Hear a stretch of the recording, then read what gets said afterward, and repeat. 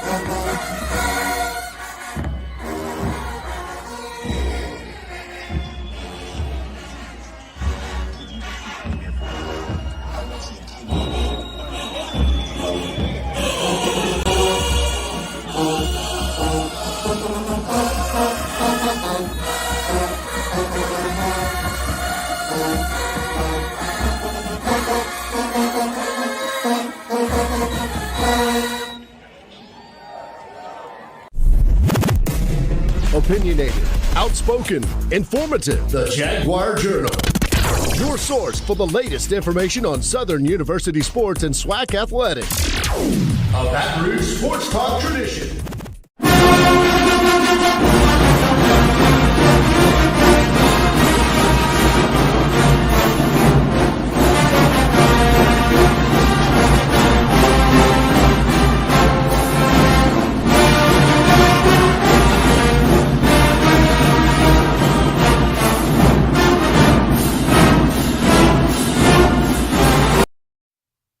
Bright and early on a Saturday morning, it is the Jaguar Journal. Good morning to everybody out there. I am Perry White. Good to have you in with me this morning. Listen, got my man Mike back in the studio this morning, so you know what that means. Everything's running smooth. So we got our Facebook, our YouTube, and if you're not listening to us live on 107.3 here in the Baton Rouge area, please go over and subscribe. That's a tongue twister at 7 in the morning.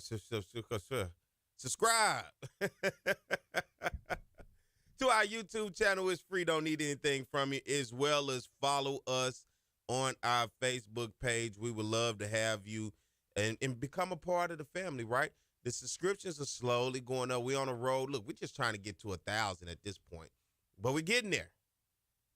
And on the other end, on our Facebook page, we're growing as well, almost at 8,000 followers on our Facebook page. So we want you guys to become a part of what we do and how we do it. And I know especially once football season hits, right? You're going to be wanting to look for somewhere to get all your information, to keep it real with you in terms of what happened in the game, give you updates of everything that's going on around the conference and at Southern University. And listen, it's not just a sports show, right? We talk about everything. And then this summer, I'm going to try to get Chancellor Pierre, who's the newly named chancellor of the Southern University Baton Rouge campus. As you can recall, before, out to Ronald Mason, who was formerly the president of the system, he put into place with the idea that let's combine these roles of the president of the system and the chancellor of the Baton Rouge campus into one position. I think in due time, we've all seen that the Baton Rouge campus within itself needs its own attention. And with that needing its own attention, because of that, it needs its own chancellor. So Dr. Dennis Shields right now is the president of the entire system, which consists of campuses in Shreveport, New Orleans, Baton Rouge, as well as the Law Center and the Ag Extension, right? And Southern, when you look at all the way around from the top to the bottom of its imprint in the state of Louisiana, the only HBCU system in the world that's self-sustainable. But that Baton Rouge campus within itself needed its own chancellor, and that's when Chancellor John Pierre. And so I would like to get him on. He's no stranger to the show, of course. Former chancellor of the Southern University Law School. He took over when Chancellor Freddie Pitcher decided to retire, and then Chancellor John Pierre took over the Law Center. Now he's taking over the Baton Rouge campus. A guy that's very, very social, right? He does not stray away from anybody. We'll have a conversation. And always a good-spirited guy anytime I'm around. Known him for some years now. So I would love to have him on this summer, especially when we get to this downtime of sports kind of, it's like, well, where do we go from here? Well, there's plenty to go, right? Politics. I'm even going to be on that side of it because guess what? Us as the Jaguar Nation, a lot of you guys that listen specifically to this show on this channel or on this station, you listen because of Southern University News. Well, because you listen to Southern University News, it's only my right and my duty to then make sure that you know what's going on in the world around you, which i.e. Brandi is on with me to give you news and understanding of what's happening here in Baton Rouge, just besides what we're talking about just at Southern. And she's not going to be able to make it in today. A little under the weather, so she'll be back next week. Hope you get well, Brandi. But, it's our job to inform you. So guess what? Baton Rouge is in a huge mayor's race coming up. Two candidates that know Southern University very well, and Southern University know the two candidates very well. So we'd like to get them on and have conversations because anybody that's running for anything in this city, I always want to know, what can you do for Southern? What can you do for that side of town, the north side? Scotlandville. I'm always curious. Because I tell you one thing, and I never let it go here on this show. When I'm driving anywhere, most of these different areas, parts of the city, so far what I've seen is upgrade to the road infrastructure, whether it's sidewalks, bike lanes, the median, street lights, street signs. All of those things I'm starting to see improve around the city, right? But I just feel that area right there at Southern, when you get to that corner of Scenic Highway and Harding, everything from Scenic, from Airline all the way down needs to be redone. Drainage, sidewalks, the median, the streets, the entire thing. You have buses that come through there. You have big trucks that come through there. You have all type of traffic that come through there. And for me, I'm big on infrastructure and improving infrastructure, especially when you coming into the foot of the campus of Southern University. Right there before you cross the hump, even where Swan is. That entire area.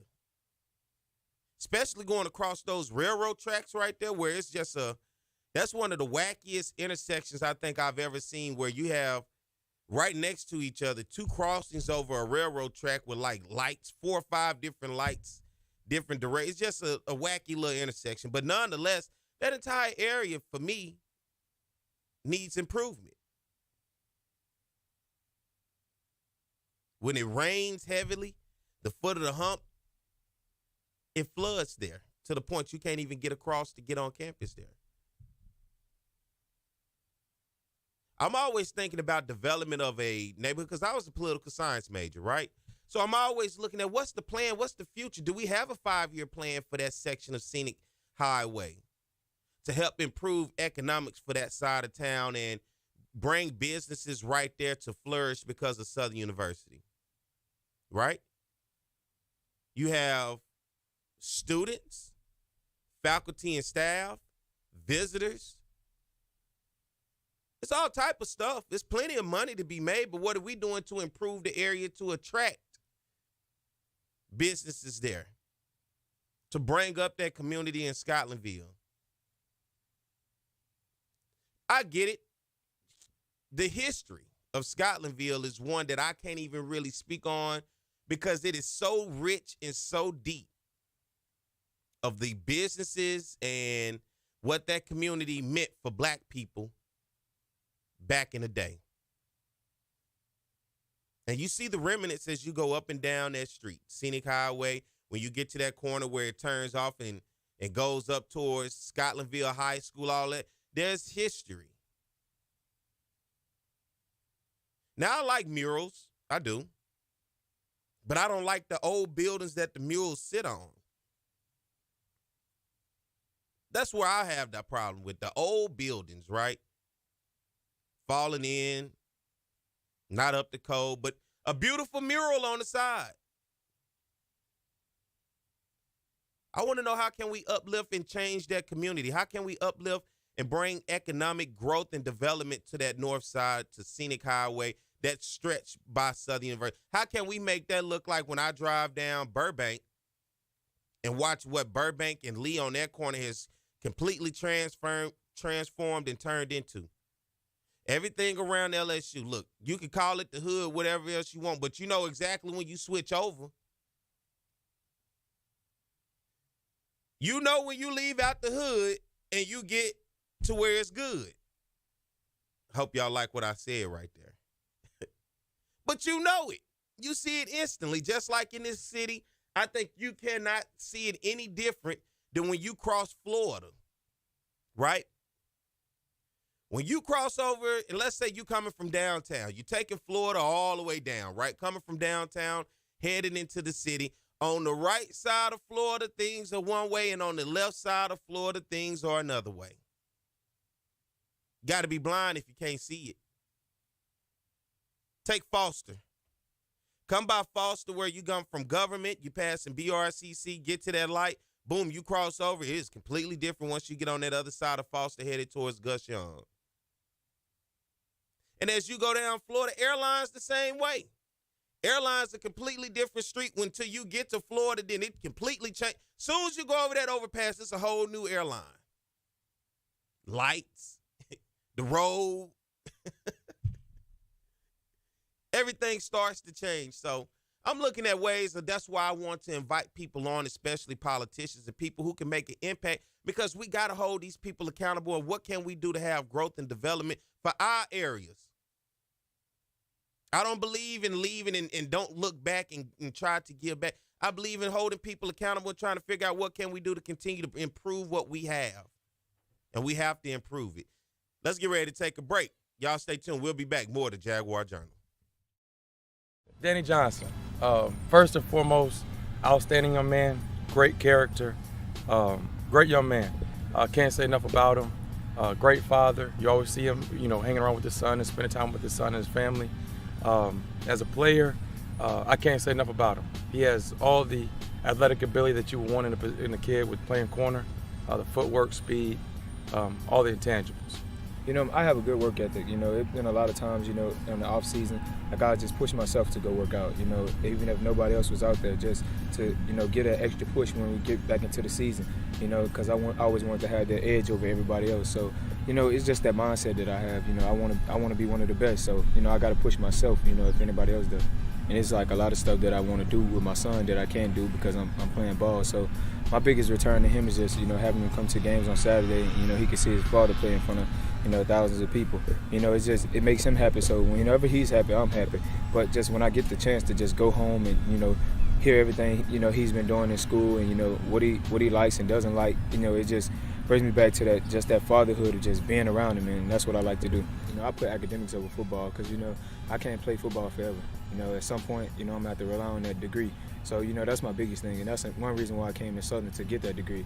So I set myself up to where I'll be able to graduate right after the season. So if football doesn't work out for me, I can always come back and go to grad school. So education is a big thing for me. Danny Johnson put Southern University on a national stage. Obviously, everybody knows about Jag Nation and Southern University, but you'll see Danny Johnson playing on Sunday one day, and he'll be able to be an ambassador, for the university.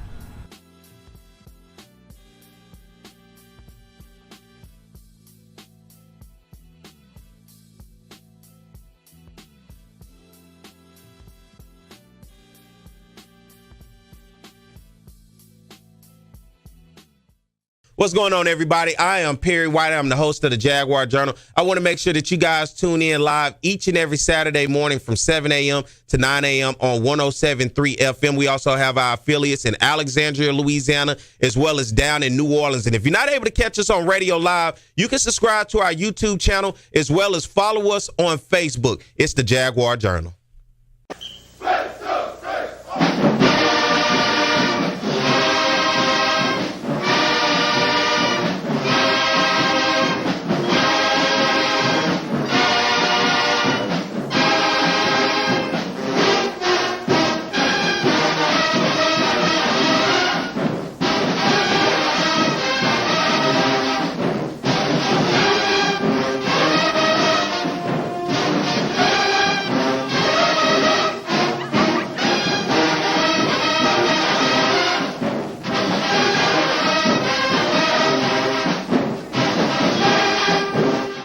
We're back. It is the Jaguar Journal. Good morning to everybody. I am Perry White. Good morning to everybody listening on 107.3 here in the Baton Rouge area. We're about to move into a new market over in Alexandria with a new station starting this week. So good morning to all you guys over in Alexandria. When you hear this show, they'll have the show on a playback on Sunday. So we do our show, Alexandria, live on Saturdays. If you ever want to catch us, you can go to the Jaguar Journal YouTube channel and type in Jaguar Journal and subscribe. And then you can go to the Jaguar Journal Facebook page and follow us there, Alexandria. So when you guys listening on Sundays and say, hey, you know, I hear the playback, but I want to catch you live. You may want to interact. You may want to call into the show. You're able to do that and keep up with us when we do the show live. But good morning to everybody who are watching us live on our YouTube channel and our Facebook. It's good to have you guys with us. It is the Jaguar Journal. My guy Mike back in the studio. Brandi is out today under the weather. Hope she gets better.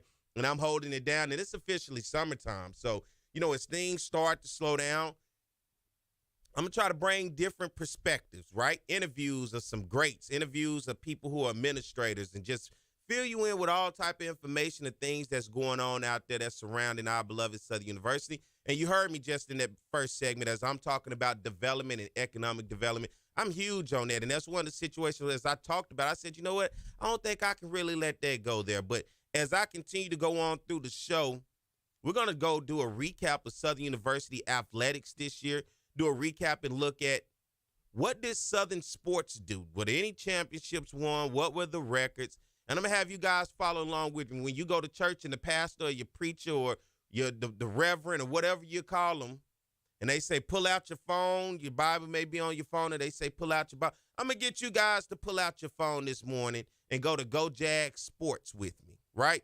And when you go to Go Jag Sports, we're going to go and look at this together. So Perry ain't made nothing up. Perry ain't just pulling it out of thin air. We're going to go to Go Jag Sports. And as we go there, I'm going to talk to you in terms of what we're going to click and what we're going to type. And we're going to look at those prospective sports. And we're going to go through the records. We're going to look at how they turned out this year. And then you give me a call and you give me your thoughts in terms of Southern athletics for the 2023 and 2024 season, right? Whatever the sport may be. Anything that's competitive, anything that's worthy of winning championships as a collective. So we'll go through and look at that, but I will go back and discuss and talk about what I believe needs to happen on the north side of Baton Rouge. And listen, if you're going to run for mayor in this city, I'm going to have to hold you accountable here on this show to see what can you do for Baton Rouge, particularly the north side for the residents, the students, and everybody else that right there occupying that side of town, because the north side of Baton Rouge, let's be real, often is forgotten. People on the other side of town forget about the north side of town, black folks included. Right? I don't understand how you could drive to work every day if you're an administrator and just skip right past everything that you see. I don't. I ride the streets. I ride through the neighborhood. Hell, I used to live at the Palisades, so you know, living there meant something to me when I came out. I used to frequent and go to the Chevron right there. I think they just closed the Chevron, if I'm not mistaken. I went to the McDonald's, the Jack in the Box. Before it was the wing spot, it was a Raoul's. That Family Dollar on the corner wasn't. And this is my time and generation. I know everybody has their own time because I hear people talking about Coleman's, right? You have Howard White's in his shop there. I used to get my hair cut across the street from Howard White's shop. There was a barbershop back there. I'm not sure if that barbershop is still there. Frequent that whole area, right? Because that was my community. And at that time, I didn't have a car, so I caught the bus right there in front of the Palisades. Went to work went to wherever I needed to go. And I think about when it's homecoming. I think about when it's traffic for home games, you know, the economic boost for what it does and what it can do for that side of town. And not only that, just the amount of people that ultimately comes to that side of town where that money could be spent. What can we do to improve it? What can we do to make it look better? So when you run for mayor, or if that is your district, I got to hold your feet to the fire. It's no longer I can sit back myself. And I must admit, I've sat back just like many of you have and watched that area not grow. And right down the street from the airport. Literally right down the street from the airport.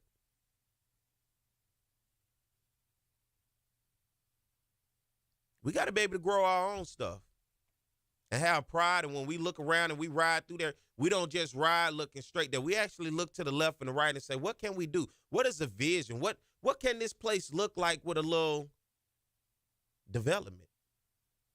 What if we fix these roads and improve these sidewalks? And there's a lot of foot traffic in that neighborhood, up and down Scenic and Harding. A lot of foot traffic. Crosswalks. Actual crosswalks painted across the street with the button that I can push that can safely tell me to cross or not cross the street, ride my bike across or safely across the street or not. Students coming from on campus or the Palisade who decide to walk and come onto a very, very, very busy intersection of Scenic and Harding. Not only that, Scenic is a very busy street. Buses, 18-wheelers, car traffic, all of that. I want to see that entire area improve. That's what I want to see. And I believe in that because guess what? It's ours. It has history. That history runs deep with the relationship of that neighborhood to Southern University and to the city of Baton Rouge as a whole. And we got to fix it up. We got to fix it up. New roads, fix the drainage. I see they putting the new lights up, okay? Do we have the proper crosswalk to go through there? Let's fix the median. Let's make it look beautiful. Let's fix the area up, right? Let's beautify our own. Is that too much to ask for? Is that too much to fight for? To ask to see what can we do for our own to fix it up so when you come into, you know, you never know what direction somebody may take coming from the highway to get to Southern. Everybody doesn't take the airport exit where you make the left down Harding and you just take Harding straight down to go across. Some people come off the airline. And listen, coming off the airline, that's just a raggedy exit. Come on, let's be real. Those sharp corner turns, then when you come off and you turn, you look around, you're like, woo. The road, the potholes. I'm just being real. But that's the reality of the world that we live in when it comes to that side of town. So I like to see that improvement. So if you're running for mayor and you're listening, or if anybody that supports you or anybody that works on your campaign, anything that's related and tied to you, I hope they hear my voice and relay this message back to you and let you know that, hey, we got to take that serious. We got to fix up our own. We got to have just as much attention to that as the same way we do on the other side of town that I constantly see, because I live on the other side of town. Am I happy to see the improvement where I live and all around? I am. Where I live at, a pothole won't even exist more than 2 days. If there's a pothole in the road where I live, I promise you it is patched in 2 days. I may avoid it one day and try to avoid the next day and like, you know what, it ain't even there no more. If a street light is taken down or is not working, I can assure you the next night I drive by, that street light is working. It's that type of attention to detail. I want that same attention to detail to Scenic Highway in particular. I think Scenic Highway deserves it. The history of that area deserves it. The residents deserve it because they are up and down that street all day. plenty of foot traffic, plenty of automobile traffic. But most importantly, your students, your faculty, your staff, friends, visitors, whoever comes through there, headed straight to the campus of Southern University. So we're going to have to improve that. We're going to improve it. How about that? We have to do that. The Baton Rouge Airport is right down the street. And guess what? People who come here for games will look around and they judge. Now, I know everybody can't act like where they come from is all nice and is all good in the hood, you know. But at least we can improve it. I would like to see it. So as we go on throughout the summer, try to get Chancellor John Pierre on here. I would like to get Dennis Shields back on. I would love to have them both, to have conversations about the future of Southern University. 5 years. I'm always about what is a 5-year plan, 10-year plan, because guess what? You'll look around in 5 years and the snap of a finger is gone by, and it's like, what have we accomplished? What have we done? So what are our plans? Wouldn't you like to know? I would love to know. What are our plans as a system? And what are our plans as the Baton Rouge campus, in which we love right here in the city of Baton Rouge at Southern University? What are the plans and what can we look forward to? And us moving forward, what help do you need from us? As an alum, what do you need me to do? In what way? How? I have a radio show here that we could definitely use to help. We need to generate money. We need to put information out there. What do we need to do? Everybody doesn't go to the alumni conference, the national conference. Trust me, I've been to 2 of them, man, leadership conference. You see the same people. It's the same faces of the same people rotating the same ideas. And when they leave, maybe 1 or 2 of those ideas get put into place. Then the rest is kind of like, what do we just sit there for 2 days for? And this is the reality of it. I'm telling you, I've been there. I've seen it. I've worked it. I want to see some stuff put into place. I want to see what the future is going to be. I know we have this huge, almost $1 billion plan to revamp and revitalize the campus. Well, what do you need from us as alums? And how can we be a part to make sure we ensure our part and our duty to make it happen? All right, we got to get ready to take a break. When I come back, we're going to talk some Southern University athletics. I'm going to go through. So get your phone, your iPads, get on your computer, whatever. Go to Go Jag Sports with me, all right? Go ahead, go and load that up. Go Jag Sports. And when you go to Go Jag Sports, we're going to go through men and women's seasons from the 2023-2024. We're going to see what Southern University, how they looked and how they fared. That way you can follow along with me, and we'll see what was the final verdict, what were the records, and did anybody win any championships. So y'all stay tuned. Let's get ready to take a break. We'll come back more to Jaguar Journal.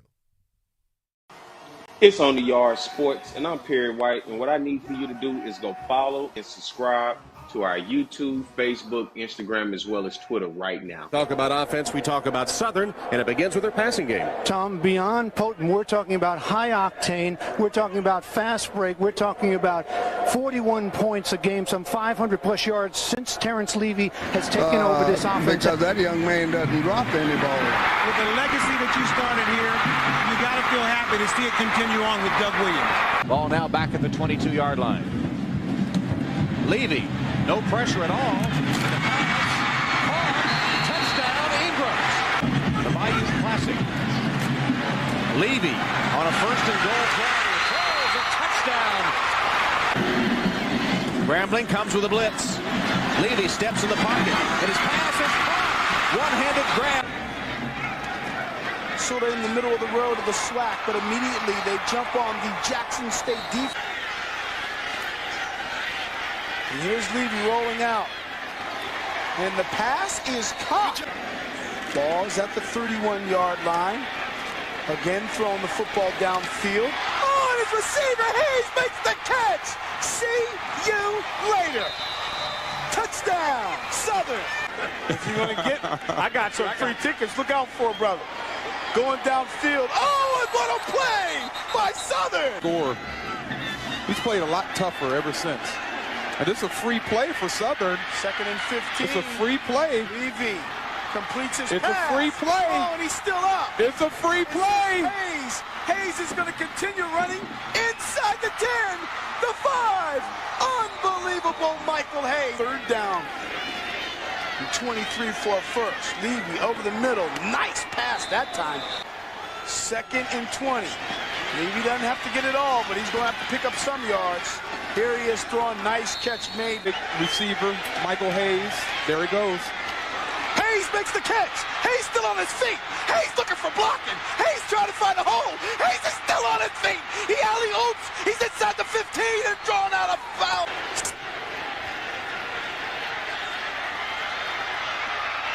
Touchdown. Backfield. Plenty of time for Levy across the middle. Has his man at the 15. You know, I don't know if you want to break the spirit of Terrence Levy or not. Here he wings one wide open down the middle and a one-handed grab made. The way. 3rd down in 4. And here's Lewis off the catch. Lewis still on his feet. And Lewis is streaking down the sideline. Touchdown. So they move back 5 yards. Levy on 3rd down. Looking down the sideline. Yes, sir. Big time play. Guys stepping up like they're going to play. All right, good morning. We are back. I'm Perry White. It's the Jaguar Journal, getting things rocking and rolling this morning. Hope you guys are enjoying it.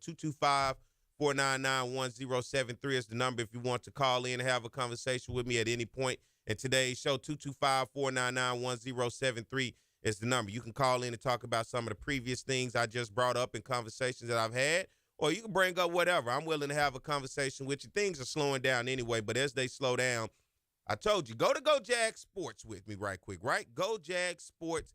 And when you go to Go Jag Sports, if you're on your device, right, if you're on a phone or an iPad, once you get on that website, you will see 3 little marks up at the top right-hand corner of the screen. When you see those 3 marks, you click on that, right? It should give you options. One of those options at the very top says sports. You click on sports.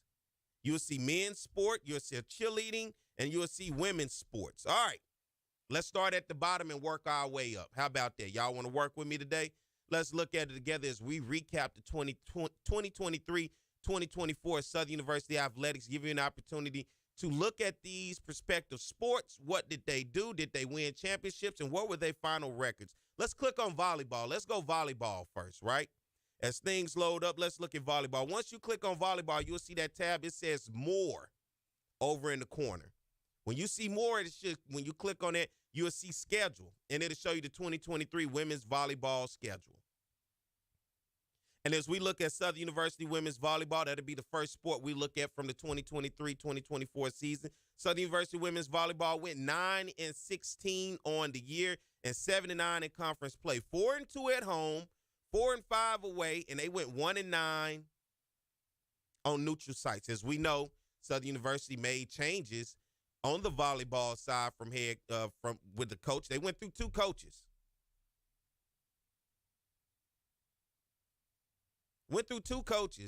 Now, from what I've been told, we had him on here, Coach Toby, I think he lasted every bit of a couple months, but something happened and he ultimately went out the door. He's no longer the coach at Southern University for women's volleyball. So women's volleyball going 9-16 did not finish with a SWAC championship.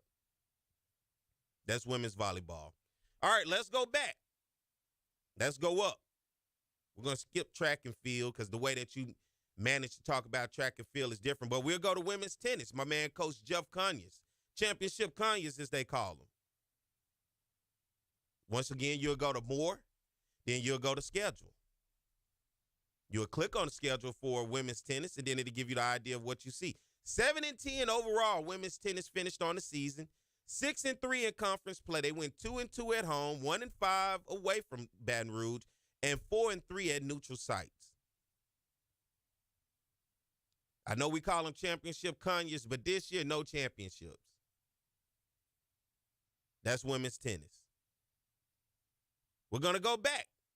All right? We're just going through. I want you to see this with me.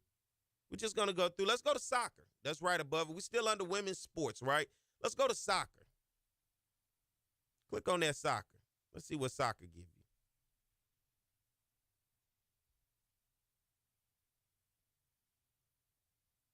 You there? Are y'all there? You went to soccer. Did you go to schedule? My man, Coach Funno, Jeremy Funno, is the soccer coach holding it down over there. Soccer goes 8-6-4.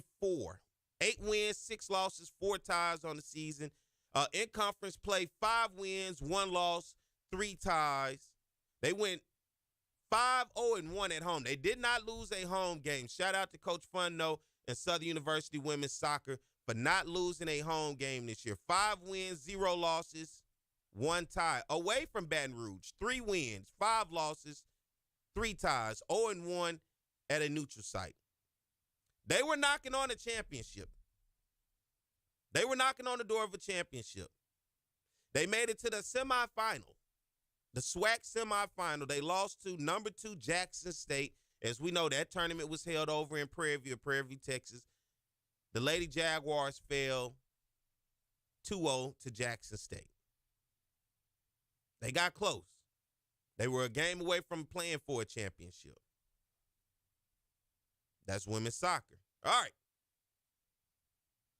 We can go to golf. Let's look and see what golf. I'm curious. Are you curious? I'm curious. Let's go to golf. Let's see what golf has to offer for us. Let's see what golf has to offer for us. We're still on the women's side, right? Let's go to golf. Can't even go to golf. It don't give us nothing. You see anything on there for golf? All right. Let's go back then. I thought we was working with something there. Nothing for golf. Let's go back to it. We're still under women's. Let's go to bowling. We're going to skip the cross country. Once again, track and field and all of that is different. Let's go to women's bowling. Let's go to the schedule. Coach Doyle, Coach of the Year, SWAC Coach of the Year in bowling. His team went 35-24 overall, 16-5 in conference play.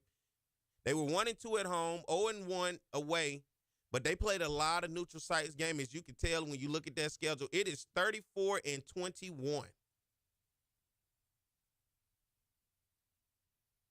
His team won the SWAC regular season title.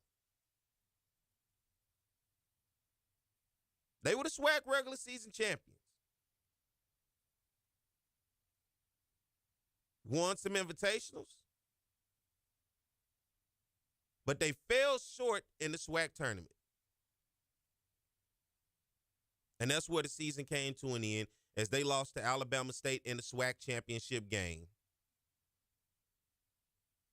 So just like women's soccer, women's bowling was knocking at the door.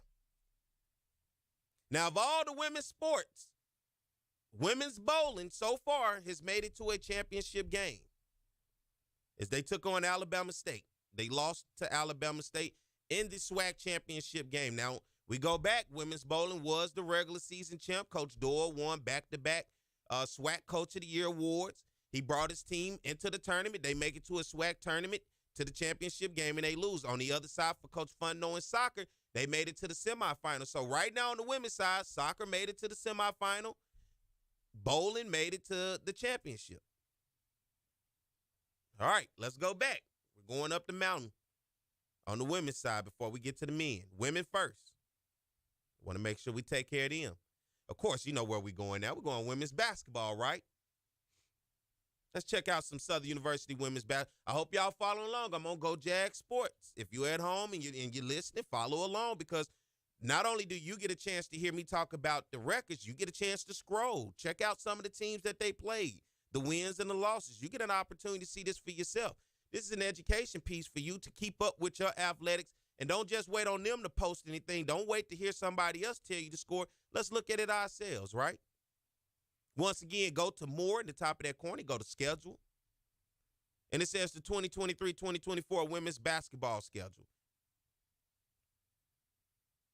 All right, as we look at this, Coach Carlos Funches, his women's team won the women's championship, the SWAC basketball tournament, during that 2022-2023 season. Now we switch over 2023-2024. They go 15-15 overall, 13-5 in conference play, 8-3 at home, 7-11 away from home, and 0-1 at neutral sites. I think when you look at non-conference, it has to be highlighted with a 79-70 victory on the road. Southern University women's basketball team getting a victory over Oklahoma, the Sooners. University of Oklahoma, Southern's women's team went on the road and got that victory 79-70. Then they went through the stretch of the season. You know, there was some ups and downs, losses here and there. Probably for me, the most embarrassing loss of the season was that loss at Grambling. Early on, they lost 69-45, but that game was never close. Grambling women's basketball pretty much had that game in hand. Southern University women's basketball then make it to the SWAC basketball tournament. And in that opening round, they lose to Alcorn. Alcorn women's basketball team who ultimately went and played for a SWAC championship against Jackson State. Alcorn women getting the victory over in Birmingham during the SWAC basketball tournament, 59-52. So when we look on the women's side, as I get ready to close that out and we get ready to take a break, then I'm going to come back. We're going to look at the men's side. On the women's side, only two teams knocking on the door of a championship. One actually played for a championship, and that was Southern University women's bowling. Coach Doyle and the bowling team lost in the championship game to Alabama State. Coach Jeremy Funno and women's soccer making it to the SWAC semifinal and losing to Jackson State.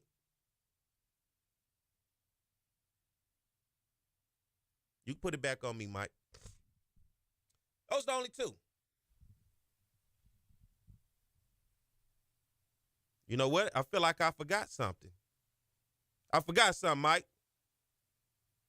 Let's go to softball. How could we skip over softball? Y'all know I like Coach Brittany. Let's go to softball. Once again, go to the schedule.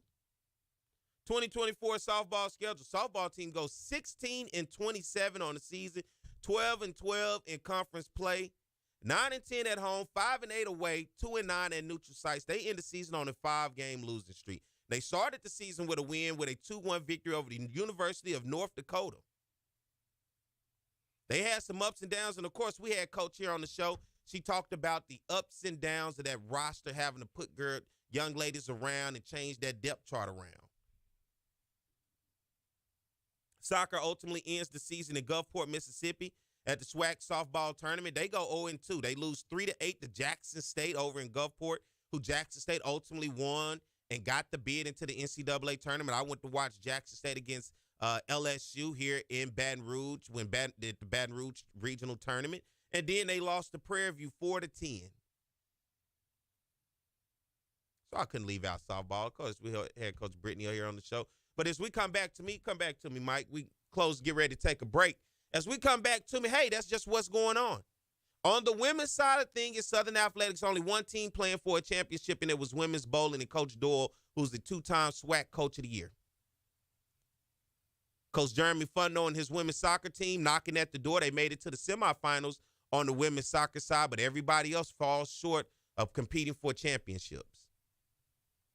All right, let's get ready to take a break. We come back on the other side. We're going to talk some men. Let's go through the men's sport and see, did anybody win a championship or were they knocking at the door? So, hey, stay tuned. We'll be back more to Jaguar Journal.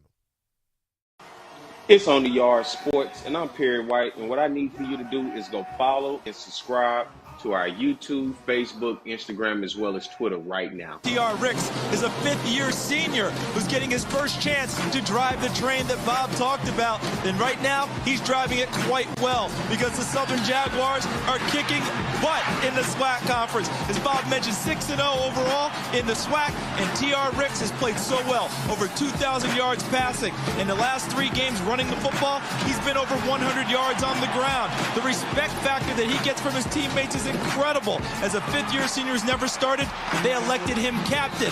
And the numbers he has put up are represented on your screen.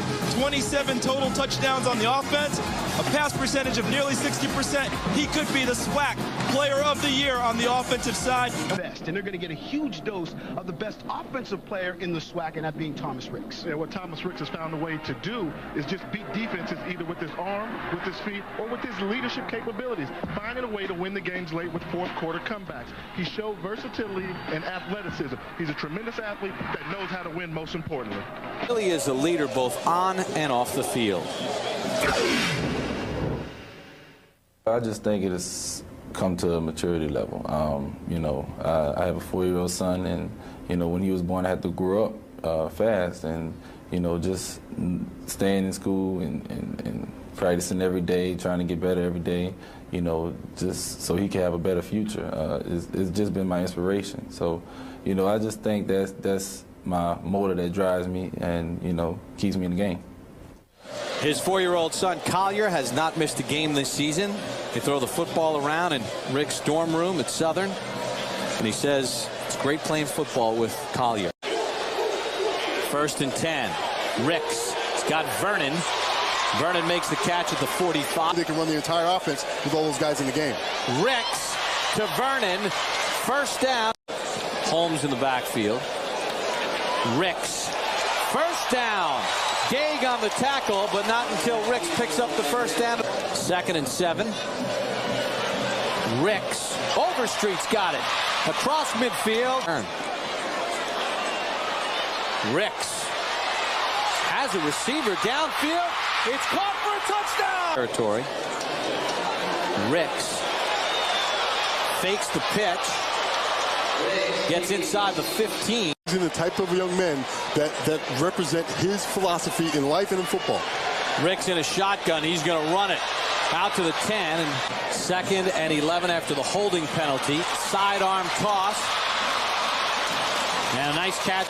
Ricks on the 1st and 10.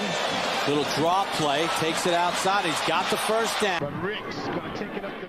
All right, we are back. It is the Jaguar Journal. Good morning to everybody. I am Perry White. Good to have you guys with us. My man Mike on the board holding it down, making sure we are rocking and rolling on the airwaves on 107.3 here in Baton Rouge. We got our new affiliate over in Alexandria who will be listening to this show on Sundays on a replay. So good morning to you guys. And if you always want to keep up with us live here on the show, go to the Jaguar Journal on YouTube. Hit that subscribe button. It's free. Don't need anything from you. As well as go over to our Facebook channel. It is free there as well. Just hit follow.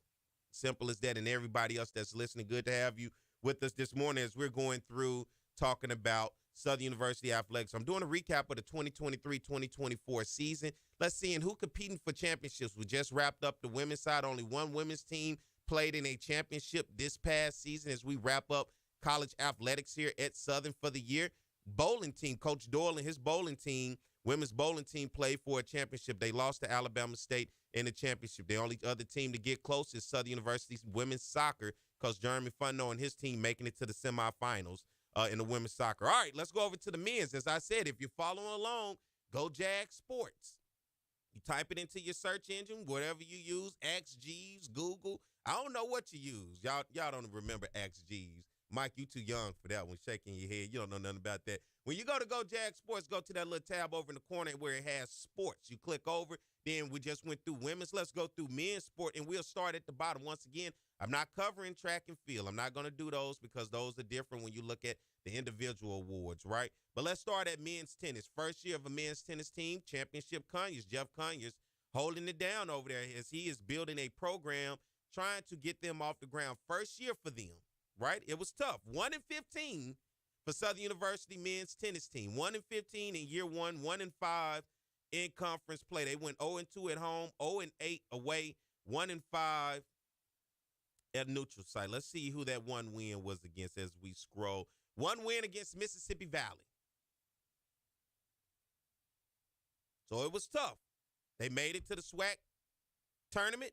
They lost to Alcorn State on the men's side. So we won't stick on that too long. First year with men's tennis. So if you know some tennis players out there, some men tennis players, let's send them to Southern. That program in year one needs your help. 1-15. We got to build that program up. No championship competition there yet. All right? Let's move up. Let's go to football. Golf didn't have anything on there, so let's go to football. We know what happened in football because Coach Eric Dooley was ultimately let go of his duties as the head football coach at Southern. Terrence Graves now went from interim from the Bayou Classic to now the head guy. Let's go looking at 2023. You got 2023 on there? The 2023 football season for Southern University. The Jaguars finished 6-5, 5-3 in conference play, 3-3 at home, 2-2 away, 1-0 at their neutral site, which was the Bayou Classic. Started the season 0-2 with losses to Alabama State and Jackson State, which were tough.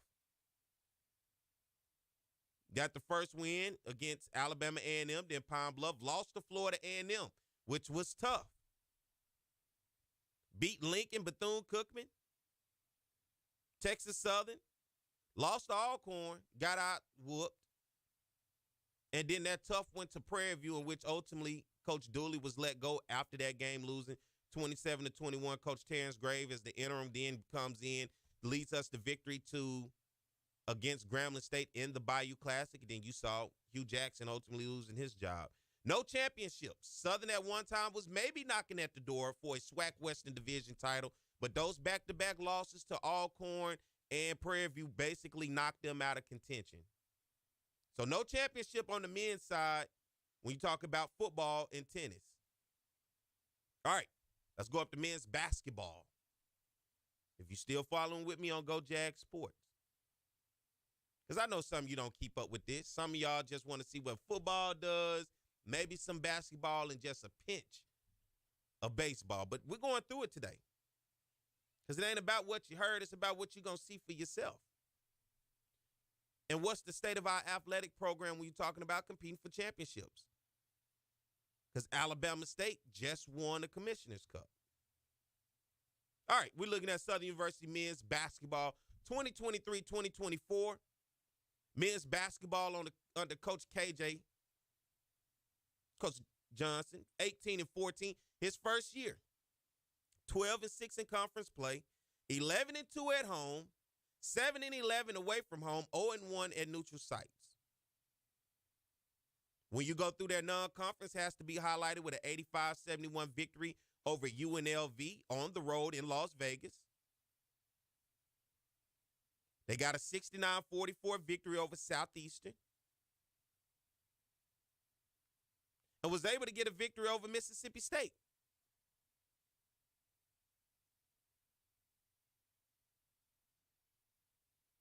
$60-59 at the time. Mississippi State was ranked number 21 in the country. Southern University able to go to Starkville and get that victory. The unfortunate part, regardless of the ups and downs of the season, they lose Terrion Joseph, who, of course, was leading the SWAC in scoring, who I think would have perhaps propelled that team to where they need to go. They get to the opening round of the SWAC tournament and lose to Bethune-Cookman, who had been a thorn in their side an entire season. Southern goes 0-3 on the men's side against Bethune-Cookman, led by Reggie Theus. 73-58 in the opening round of the SWAC basketball tournament. So no championships there, but they were knocking on the door all season, ups and downs. All right, Mike, let's go to baseball before we get ready to take a break, because baseball was the last sport to wrap things up.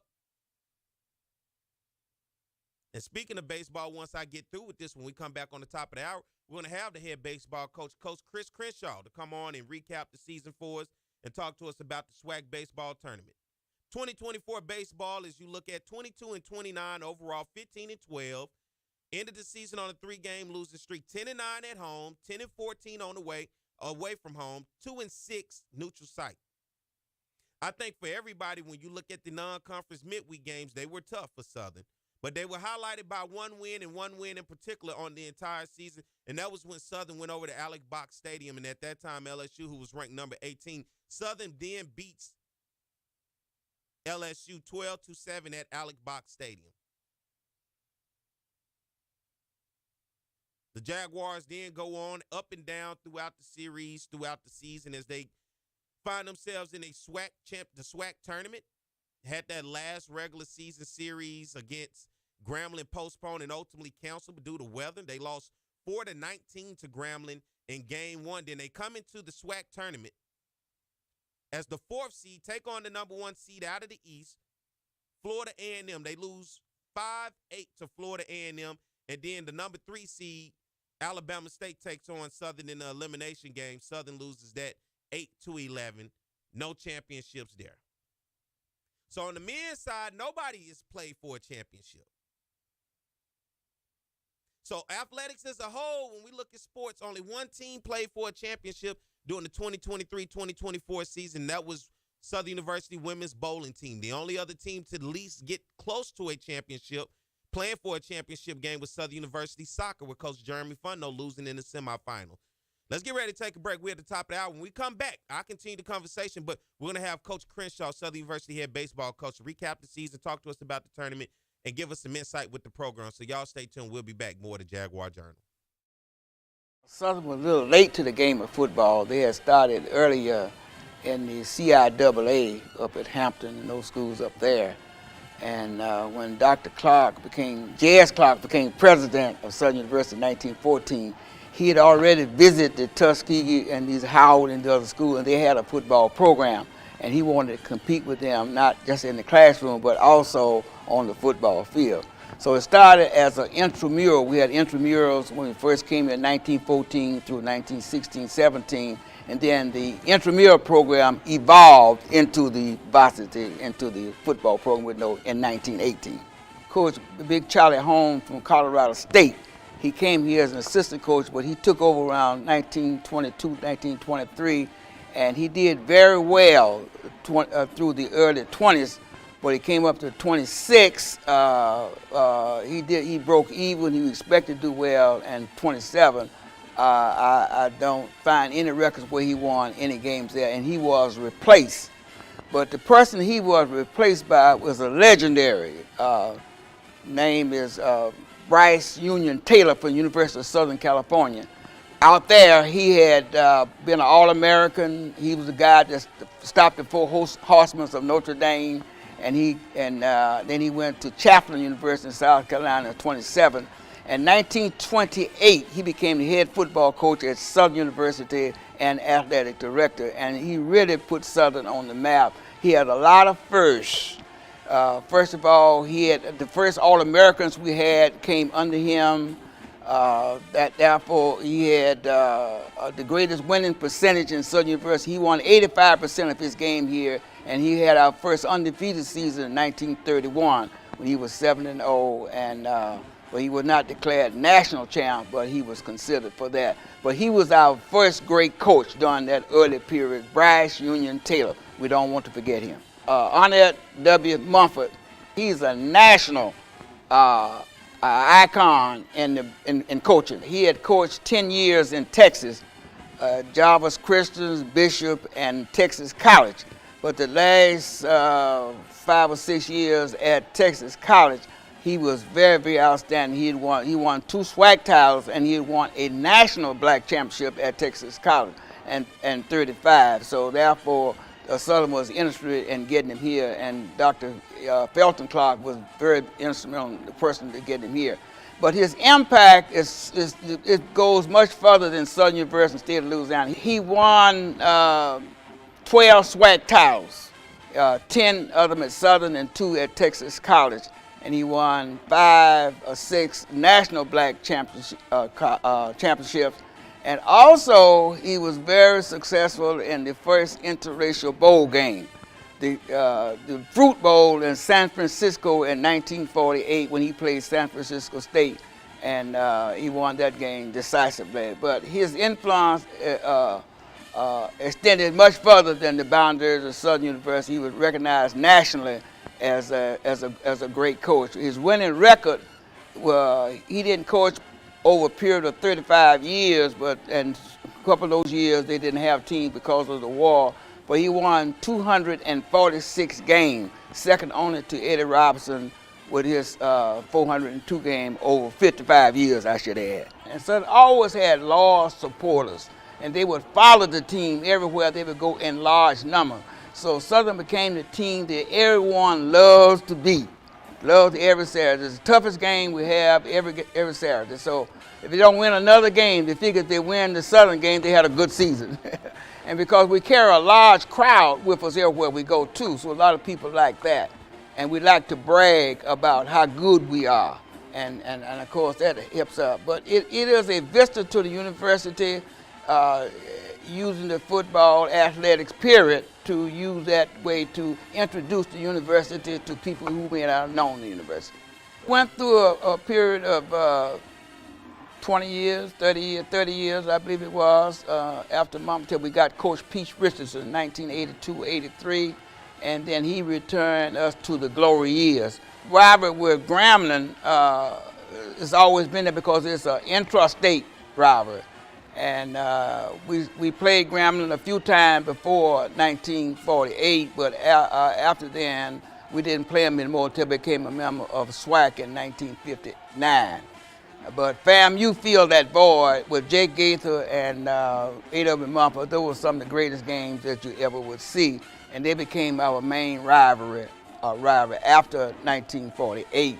But the exposure that the biggest thing that we can say about the rivalry is that the Bayou Classic, coming to Bayou Classic in 1974, was the biggest thing for any of the HBCUs. First of all, we played in Tulane Stadium in 1974, the first game, because the Superdome was not complete, and we had over 76,000 fans and a national television audience. And we never looked back from that. So there's great exposure for the university, not just for football, but for the university period. On a big game day atmosphere here, we have over 100,000 people on the campus. And for homecoming, they're everywhere, all of them down to Scotlandville, railroad tracks, and we'll have over 100,000 fans here tailgating, just having a good time.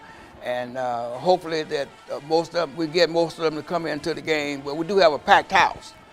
We can get 29,000 to 30,000 people in our stadium, and that's what we have every homecoming and other big games that we have.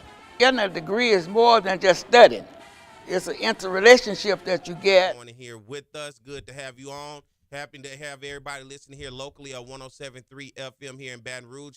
Good morning to our affiliates who will be listening to this in our playback over in Alexandria, Louisiana. Good to have you guys join us. And everybody that's paying attention and watching on our lives, YouTube Live, good morning to you. And if you're not, go hit that subscribe button, hit the like button as well as the subscribe button. We would love to have you join the family and get that notification every week. We're going live, and as well as I know it's early in the morning. We get a lot of playback. A lot of people watch the show after the fact because it's so early in the morning. So it's good to have you. And everybody watching on our Facebook as well. My man David Vaughn up there in Pine Bluff, UAPB. Hey, he was one of my professors there. And look, me and his family, we are family. So good morning to him tuning in and watching. And as we continue to keep the show going this morning, very special guest. He's no stranger.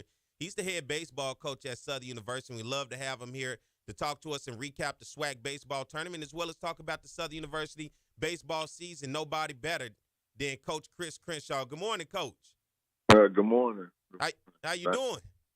I'm doing all right. Now, it's early. It's early? Yeah. Come on now, wake up, Coach. Now, look, we got on a Saturday, hey, it'd be rough. It'd be rough. I ain't going to lie to you, but we get it going. And I have to clarify. I know last week I said Southern last year went 0-2 in the SWAC baseball tournament. I have to correct that. You guys did get a victory in that day one against Bethune-Cookman. You went 1-2, so I have to correct myself. It wasn't 0-2, and I know I said they went 0-2 back-to-back years, but you guys did get a victory last year, so I want to make sure I make that correction out there. They got that victory against Bethune-Cookman last year. But, Coach, let's look at this season as we jump into – let's just get a recap. You know, you guys fall short in the SWAC baseball tournament this year, losing to Florida A&M, who was the number 1 seed coming out of the East, and then Alabama State, who was the number 3 seed coming out of the East. You guys were the 4th seed coming out of the West. But when you look at this season, what would be your evaluation as you recap when you guys first started it off all the way until you guys ended it over in Atlanta, Georgia? I can say we started the season completely different than I was expecting with injuries, not having guys. Tyler Hawkins, our best player, pretty much. He missed 4 weeks of the season. He got hurt the first game of the season, and he didn't play again till conference time. And then we had a couple seniors who I thought were ready to take over and be leaders on the field and in the locker room. Unfortunately, it didn't work out that way. And we had to get some younger guys in and get them going. And then once we got going, we had a stretch there where we were pretty good. Then you get into conference play. You get to playing teams for the second time. And we played good. We won some weekends, but we dropped some games in there that we shouldn't have dropped. But that's baseball. But overall, I thought the season was okay. I didn't like the up and down that we had going, but these guys did something special that ain't been done but 4 or 5 times in Southern history at the box. So we got to the tournament. We had chances to win games. Didn't come through. I can't knock for what happened. I think we walked 4 people in 2 games, made 1 error. Just offensively, we didn't get that big hit when we needed it. You look at overall on the season, that big victory against LSU over at Alex Box Stadium, and I got to ask you about that. I was at that game. It was the same night LSU women were playing in the NCAA tournament, so attendance was not quite there for people to see how big that victory was. And it changed a lot of things in terms of LSU moving forward and as well as for you guys moving forward. But highlighting that victory, because I have to circle that before we move forward, beating LSU, highlighting that victory and looking back at that, what do you say to a team after understanding that you were a major underdog in that game and coming away with that victory over at Alex Box Stadium? I told them that night, and we just made it a lot tougher for us the second half of the season. And if we don't show up to play every day, it'll show up. And I think that next Friday we came out and we played a tough game on Friday night. I think we ended up winning it late, and then Saturday and Sunday, they never laid down. They kept playing hard, kept staying in the game. We dropped the next 2 games, and we had a meeting, and we came together and we talked about what the expectation is and the tradition and the history. And like I kept harping on that for those guys to understand. You got to show up to play. We got to show up to play. And I think we did that the next 3 weeks in a row. I think we won the series. Like I said, I think we dropped the game, but the inconsistency was big for this team. But like I said, we still put ourselves in a chance to be in the tournament. I know that ain't the expectation. The expectation is championship every year, but we had some injuries on the back half that kind of set us back on the pitching side. But they kept showing up to work. We kept working. We never stopped working. We kept working, and we had points in games where the inconsistencies that we had, we were consistent, especially early on. But in the back half, we get it done one time, not get it done. Get it done one time, not get it done. So, looking at this team, Florida A&M, Bethune-Cookman coming to the conference, holding it down over in the SWAC East. You look at Grambling State, Jackson State played for the SWAC baseball championship over at the tournament in Atlanta. When you look at the conference as a whole, and aside from your team, where do you see the direction of this conference and the baseball teams that you see? Because that SWAC East with Florida A&M, Bethune-Cookman, Bama State, you saw Jackson State and what they were able to do, make it to a championship. But then you come on this side with you guys, Texas Southern, Grambling.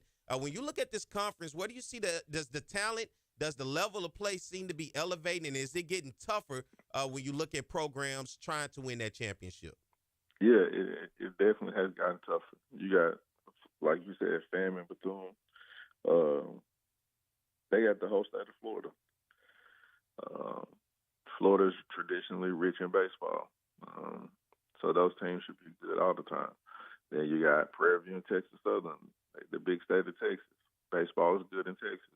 They should be pretty good all the time. And then for us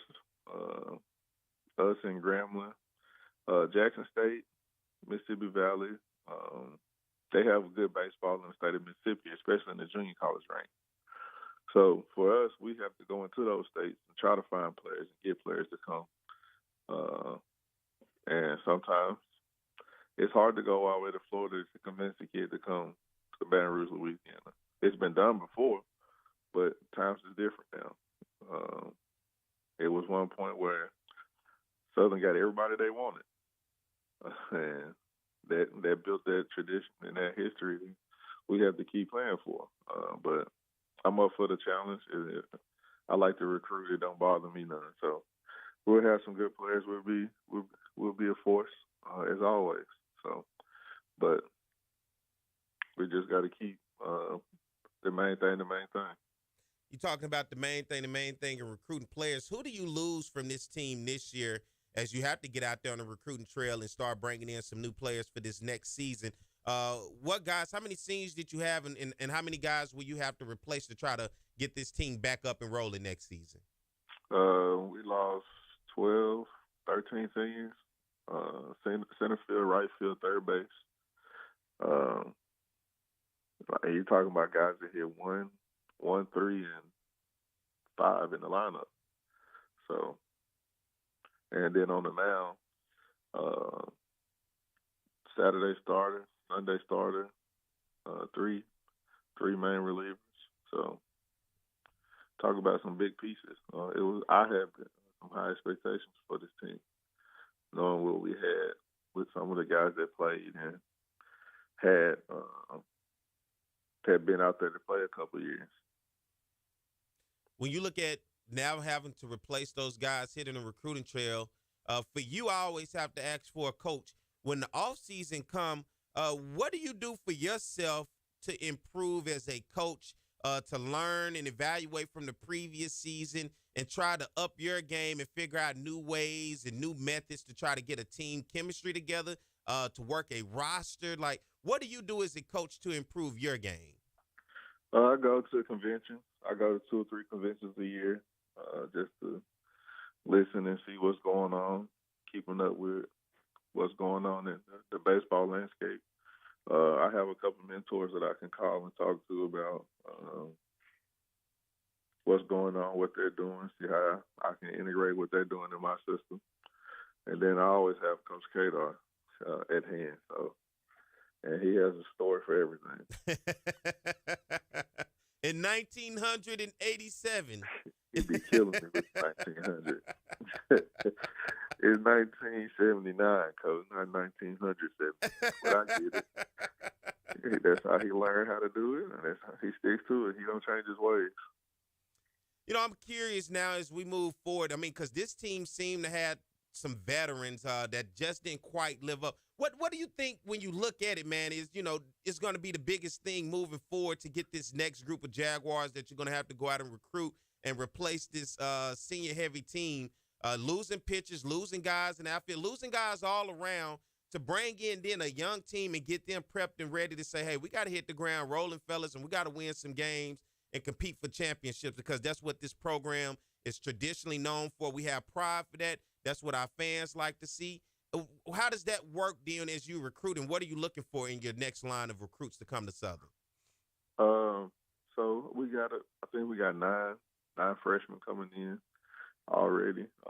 I saved some money back to get some kids in the transfer portal and just go kids.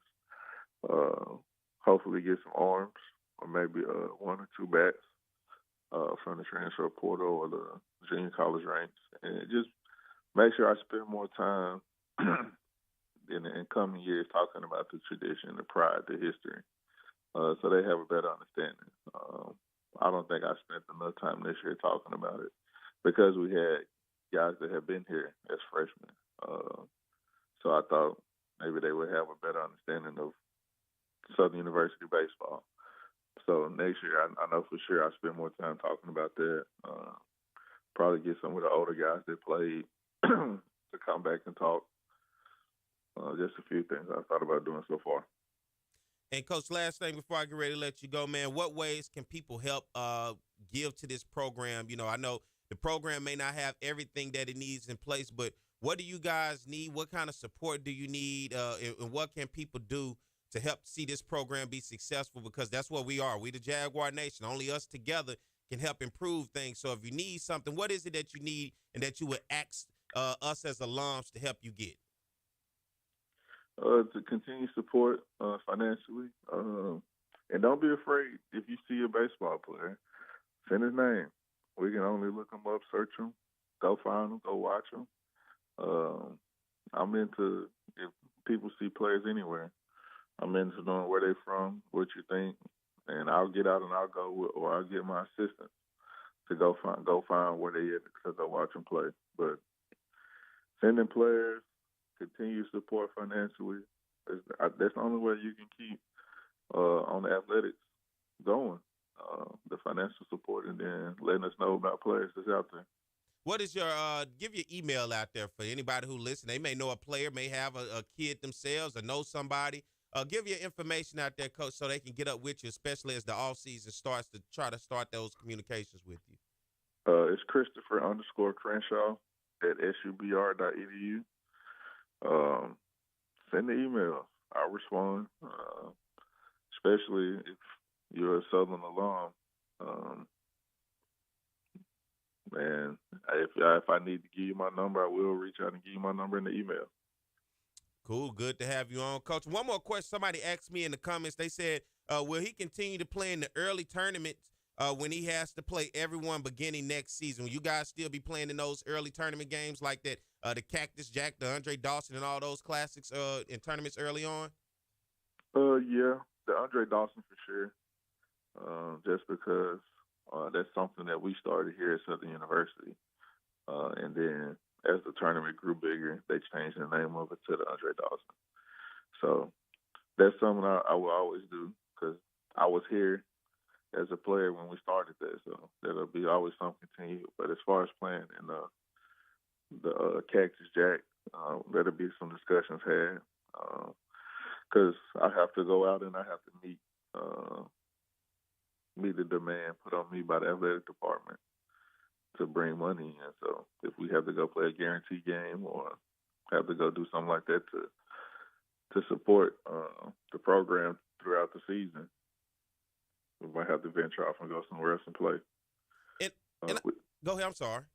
We haven't had talks yet about the Cactus Jack, so that I don't know if we're gonna do that or not.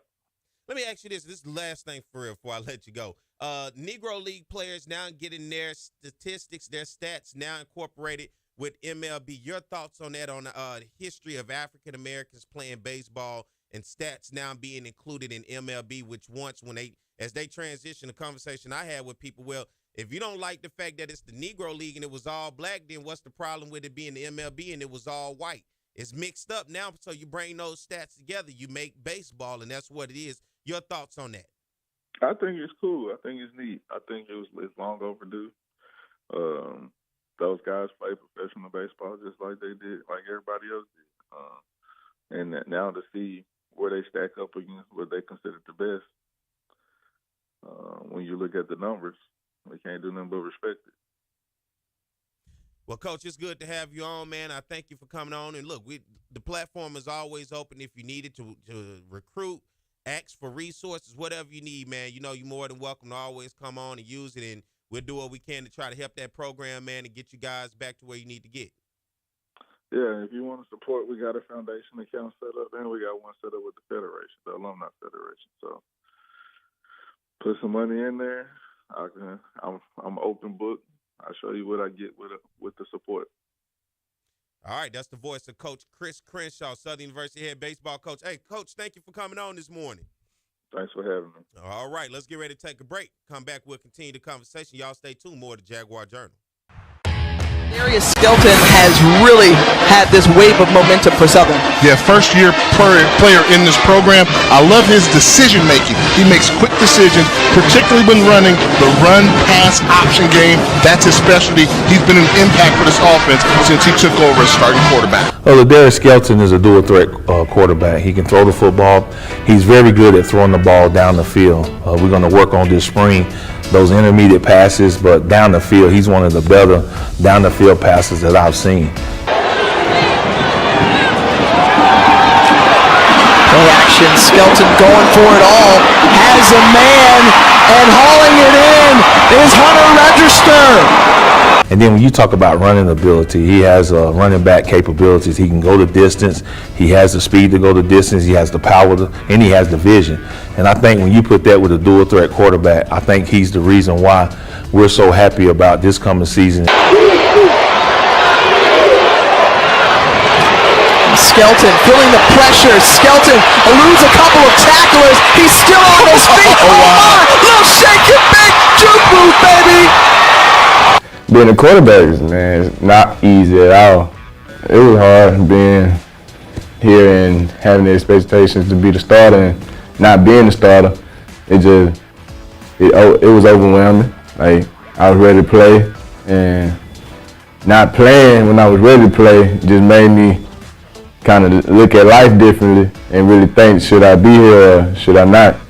And I talked to God, and he just settled me down, and he told me to be patient. That's what I did. Skelton, who started the last 6 games of 2018 for the Jaguars. They went 5-1. Their only loss to Alcorn State in the SWAC title game. Taking the jet sweep, and Skelton awfully good with his leg. Blitz. Register the receiver at the bottom of your screen. Nice grab. All who have had an impact here in the year lowing. Southern still. Skelton comes up for the 3rd time. Taking the jet sweep, he'll keep it. A good lead block as he cuts it to the outside.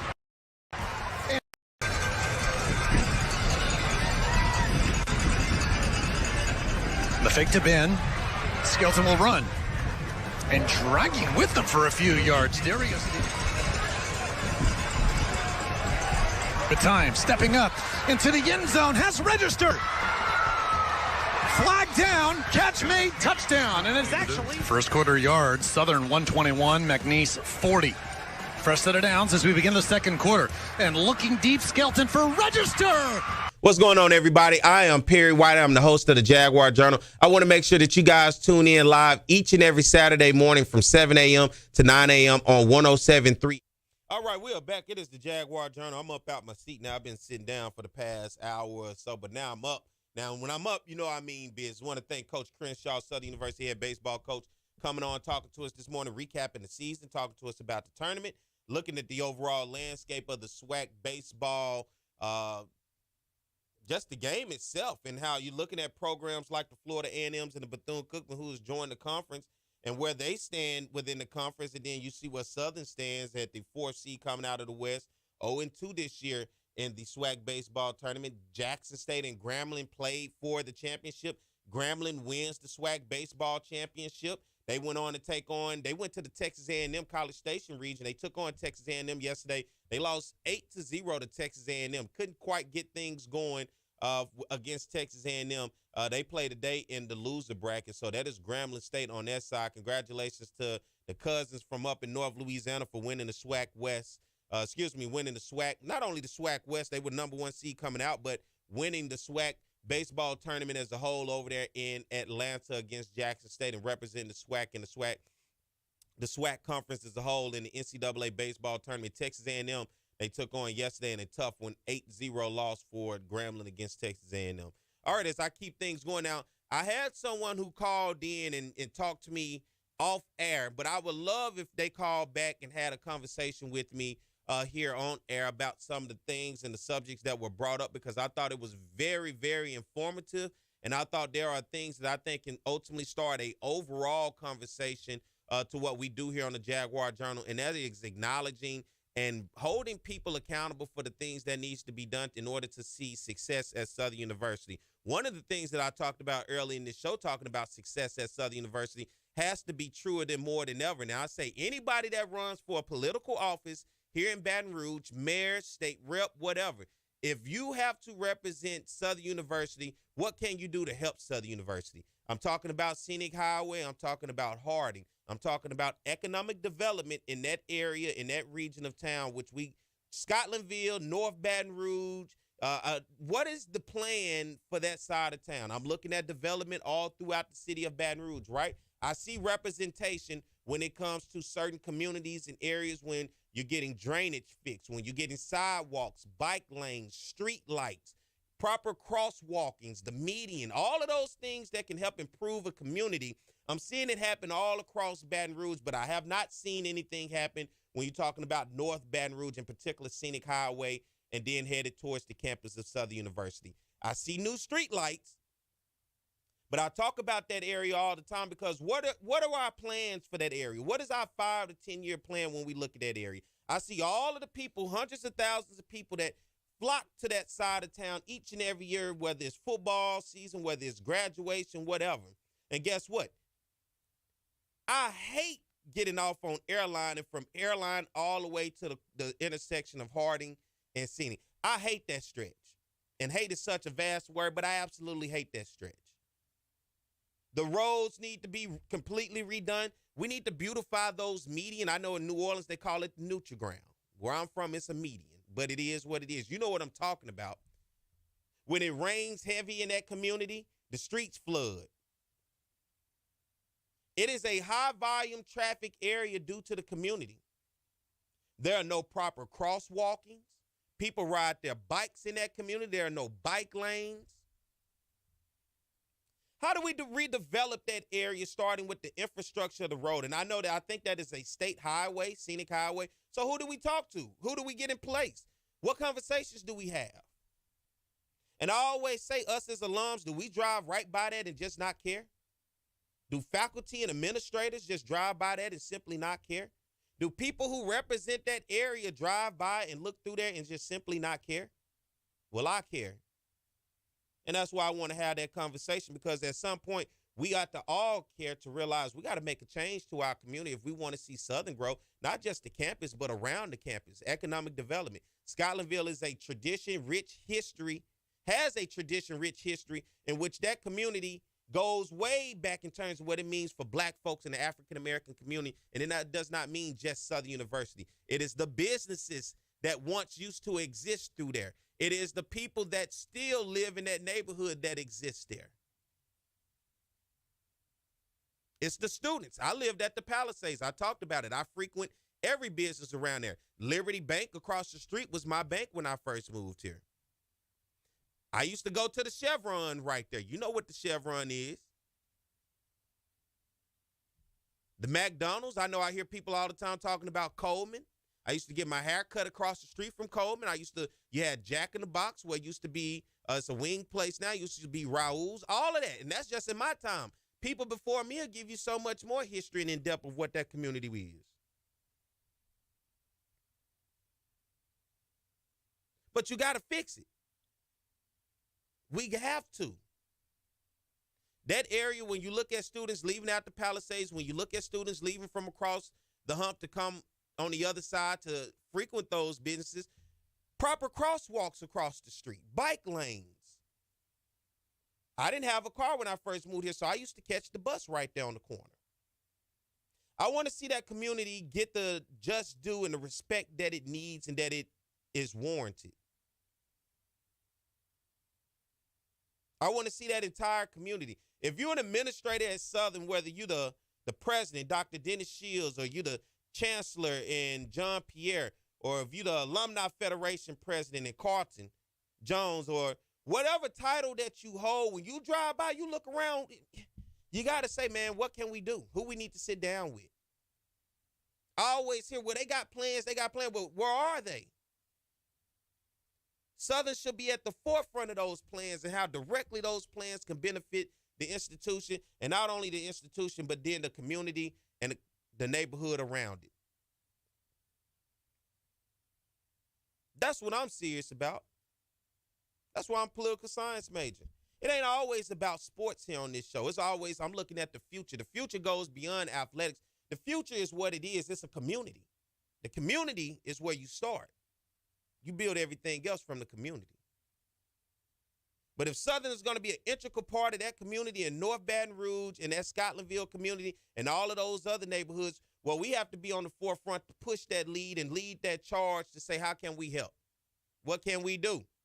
What people do we have to put them in a van or have them walk the street themselves up and down Scenic to see it? Because I'm telling you, when you get off, everybody don't get off on the airport exit and turn left on Harding. Everybody doesn't. Some people get that airline, and when you come around that curve, it's like, God, dog. Yeah.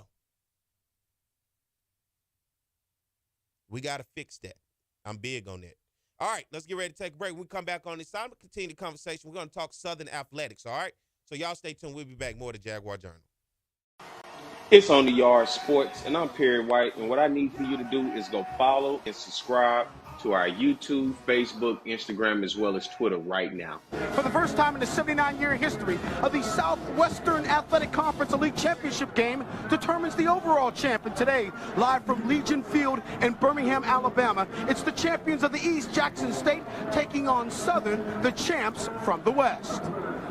Hello, everybody. George Johnson along with Charles Mann. And I got to tell you, a great poet once said this is the way it's supposed to be. And it is. Number 11 Southern taking on number 15 Jackson State. Both programs have won 3 SWAC titles of the decade. So it's only fitting in the first SWAC championship game we determine the program of the decade. We've got a lot of offense out on the field. And yet this guy right here, he's going to tell you this game's all about D. It's always all about D, George. You know that. Always all about D. An all-pro defensive end is going to tell you that. When you think about Jackson State, this is a team that is very potent offensively, but defensively they've led the SWAC throughout most of the year, and they've got the best player in defense in the SWAC, and that's Tommy Head. Tommy Head. Get used to saying that name. You'll say it all day. He'll be all over the field. He's always around the football. He's the leading tackler on this team. He also has 5.5 sacks. At one point this year, Southern led the nation in scoring defense. Then they ran into Florida A&M. They've got a lot of guys out there that can get it done, but at the top of the list is DeMarcus Miller. DeMarcus Miller, the linebacker coach, Terrence Graves, told me there's one word to describe this kid, and that is relentless. He's only 5'10", 285 pounds. He makes a lot of plays, though. Relentless, appropriate word for our third member of the broadcast team, and that's Joe Clare, who's standing by down on the sideline. Joe? Yes, indeed. I'm down here on the field capturing all the pageantry and revelry that is black college football. Birmingham, Alabama is a lovely city. This is the inaugural SWAC championship in their city, so they came out to have a good time. I will be covering the bands, the cheerleaders, shout-outs, all that kind of stuff. Back to you guys up top. All right, thank you very much, Joe. You know, earlier this year, Southern beat Jackson State, the 4th straight win over the Tigers. But what's most impressive about Southern, they haven't lost a conference game in 25 outings. They put it on the line against Jackson State. We look at the starting lineups brought to you by Western Union Money Transfer, the fastest way to send money worldwide. You saw the backs. Here's your offensive line. Damon Nivens is a first-team All-SWAC member. Defensively, there's your starting lineups for Jackson State's defense. Chandler, Tommy Head, Edward Reese, pretty good middle linebacker. Rashard Anderson is a professional prospect, and they say he will be in the NFL next year. It is your starting lineup, brought to you by Western Union. Mark Washington is your quarterback. Destry Wright, the all-time leading rusher in school history, is the tailback. Jeremiah Todd. Good morning, good morning. We are back. It is the Jaguar Journal. Perry White, good to have you guys with us. Good morning to everybody listening on 107.3 in Baton Rouge and the surrounding area. To our new listeners up in Alexandria, you guys will catch us on Sunday on the playback, so good to have you guys. And if you ever want to check us out live before you hear the playback over in Alexandria, be sure to go to the Jaguar Journal YouTube channel. Hit the subscribe button, Alexandria. We need you. We want you. Support us. And also, you can follow us on the Jaguar Journal Facebook page. We would love to have you. All right, let's go to the phone lines. We got Chuck on the line this morning. Good morning, Chuck. Yes, good morning. How are you all doing this morning? Doing good, man. There? What you got for me? Yeah, just calling. It's a great conversation you're having. You're just talking about your city. You know, we talk sports, but we talk, you talk about your infrastructure and your town and gown relationships. Those things I always discuss. I look at it up here in Monroe, same discussion.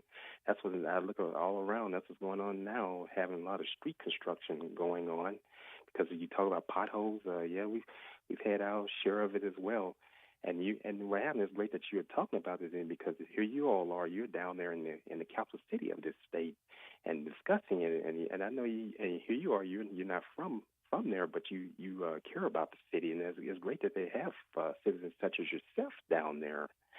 And also I don't want to take you off subject, but some things I wanted to point out. I know you got finished with the baseball coach, and I know the regionals are going on. And also, there was some history that was made in the Women's College World Series. A lady named Marissa Young made history. She's the first black head coach.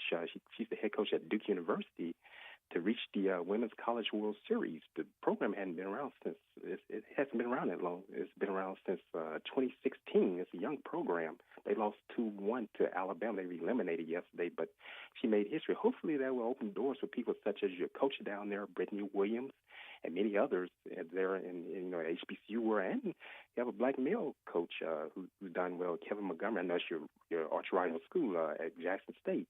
Hopefully these people will get opportunities to be in those spaces. Yeah, I hope so too. And I got to ask you, because you brought that up, what are your thoughts on the Negro League stats now being incorporated into MLB and giving them now the honor and just due that they have deserved by playing professional sports in what we used to call the Negro League? Brother White, I'm glad you brought that up, and it's something that all this is being discussed around in this same week. That's great. It's long overdue. I've been to the Negro League Museum. I went there in 2013. I went there for the Grambling and Lincoln University, Missouri football game. That was the Missouri Classic at Arrowhead Stadium. A lot of history there. And, one thing I want the viewing audience and listening audience to know that in the Negro Leagues, those guys, they wasn't just someone else, just guys just from they were from all walks of life. I found out that there was some college professors that were on those Negro League teams. You had those that graduated from that went to HBCUs that were on those teams. And we look at the major league. They talk about the majors for that time. Those guys, having the ones in the Negro League, they had more educated men in there than they did in the majors. And Rube Foster was quite an entrepreneur there in the Negro Leagues. I just think about him, just looking at his story. He was quite a businessman. Well, Chuck, man, I appreciate you calling in as always, man. Look, I always love the support and the opportunity to have a conversation with you, man. Thank you. All right, you take care, and let me tell you, I'm gonna land on this one. Monroe Monarchs here in Monroe. They were the minor league team of the Kansas City Monarchs. Played at Casino Park, and a guy named Willard Brown was on that team. He's in the Baseball Hall of Fame. He's from Shreveport, Louisiana. I'm gonna land on that one. Thank you, Chuck. All right, you take care. All right. Chuck always got something for us from a historical perspective. Good to have that conversation and talk with him. 225-499-1073 is the number if anybody else wants to call in and have a conversation. If not, that's okay. You'll just continue to hear me. But 225-499-1073 is the number. Call in. As I was talking about before, not only about the infrastructure and what I would like to see with political figures holding them accountable to make sure that we get our just due on that north side of town, in which we call Scotlandville, North Baton Rouge, right there at Southern University. Let's build that thing up. But I was also talking about Southern University athletics, right? If you were with me in that first hour, I went through GoJagSports.com. I just want to make sure that you guys, when you listen to Perry, a lot of people say Perry negative, or he just be saying, all right, I went to the website itself. Mike went through it with you guys, put it on the screen, showed you. We started with the women's side. We moved to the men's side. We went through athletics as a whole. You know what we come to find out? One team in Southern University athletics this year competed for a championship. It was women's bowling. Out of men and women, one team competed for a championship. Southern University women's bowling team lost to Alabama State in the SWAC bowling championship. Now, women's soccer coach Jeremy Funno, they went undefeated at home, didn't lose a game at home. They made it to the SWAC semifinal. They lost to Jackson State. We'll look at basketball, men's basketball, right? Bethune-Cookman was the thorn in their side. Bethune-Cookman ultimately who put them out in the opening round. You look at women's basketball. Alcorn State put them out in the opening round. You look at softball. Softball went 0-2 in the SWAC softball tournament. You look at baseball. Baseball went 0-2 in the SWAC baseball tournament. Men's tennis in his first year, 1-15 in matches. So if you know some men tennis players, send them to Southern. That was year one. Coach Jeff Conyers, I know he's holding it down. He's trying. On the women's side, I know he's championship Conyers. They won championships in the past. It's been quite some time. Volleyball, we've gone through 2 coaches already. Fire the coach or let her go, bring in another coach, and then he didn't even coach a game and he's gone. And now here we are. Football, hey, you know it. You know what happened.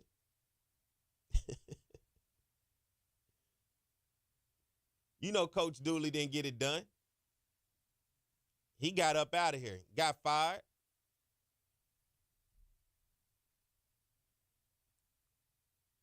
And I'm asking you, and I'm bringing this to you. Roman Banks, the athletic director, he gets a 3-year contract extension. I'm giving you the state of athletics in terms of competition. I'm letting you know we didn't win any championships this year. And only one team played for one, and it was our bowling team, Coach Doyle. Shout out to Coach Barry Doyle, holding it down on the women's side, holding it down, period, for athletics, competing for a championship. They won the regular season championship in bowling, got to the championship in the tournament, and lost to Alabama State. He's a 2-time SWAC Coach of the Year. And Coach Jeremy Funno, every year I'm watching this soccer team on the women's side get better and better, going undefeated at home and making it to the semifinal, losing to Jackson State. But everybody else, hey, I hold a meeting and listen, what we doing? I mean, Roman Banks now getting his contract extension for the next 3 years. I look around the room at everybody, and I want to know, what are we doing? Southern is the standard. Isn't that what they say? Isn't that the hashtag? Isn't that what we put on everything? Is that what we brag about? Southern is the standard. Southern creates a sense of mystique about itself that comes across as arrogance to outside people, but it's confidence in winning championships from those who love the institution.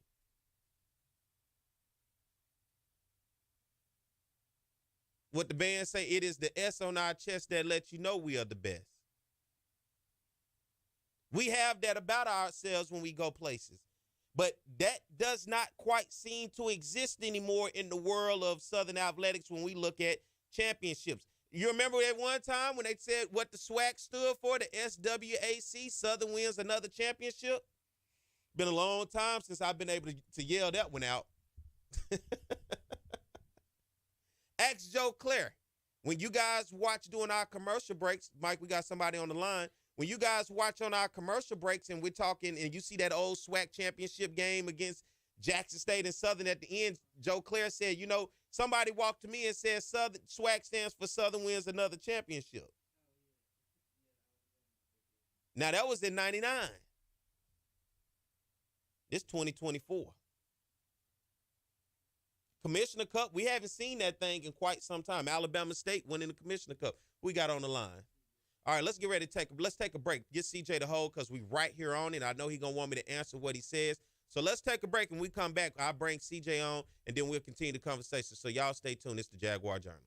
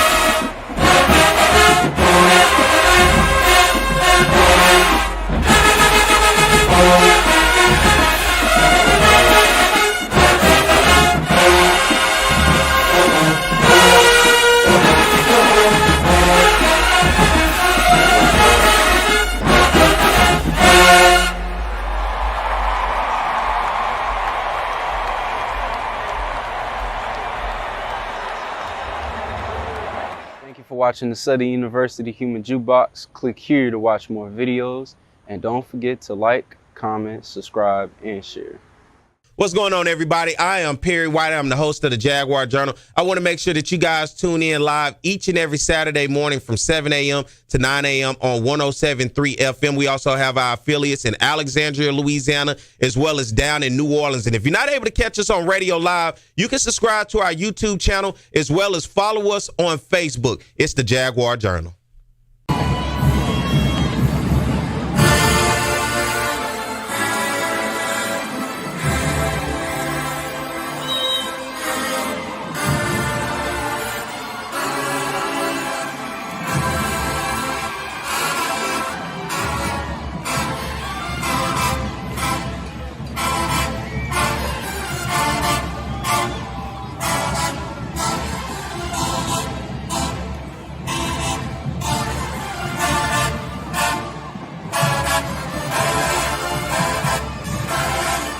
All right, we are back. Good morning to everybody. I'm Perry White. Good morning to everybody in the Baton Rouge area listening on 107.3. Good to have you guys with us. To our Alexandria listeners who will be listening to the playback on Sunday, good to have you guys with us over in Central Louisiana.